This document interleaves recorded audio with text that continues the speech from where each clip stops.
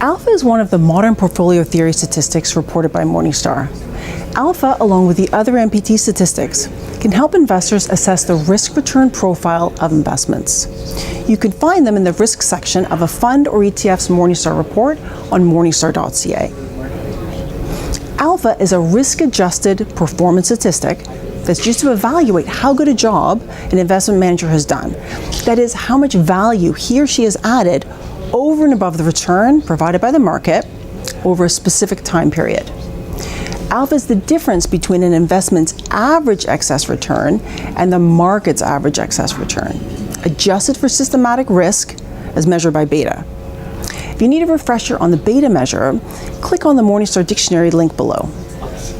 Excess return for both the investment and the benchmark is the difference between the total return and the return of a risk-free investment.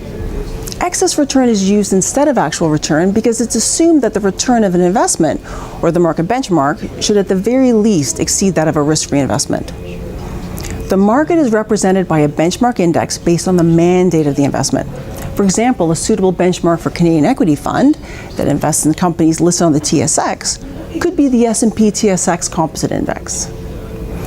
Positive alpha for a fund indicates that the fund's manager delivered a better return than what would be predicted based on the fund's beta.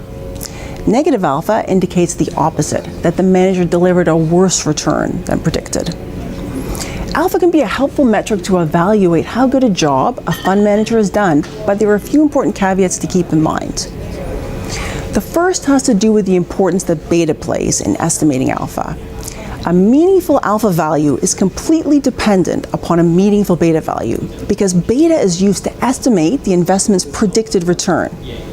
A meaningless beta value translates into a meaningless alpha value.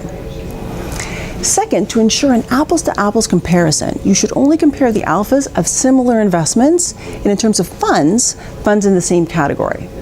For example, the alpha of a small-cap U.S. equity fund could be compared to that of another small-cap U.S. equity fund, but not to the alpha of a large-cap U.S. equity fund.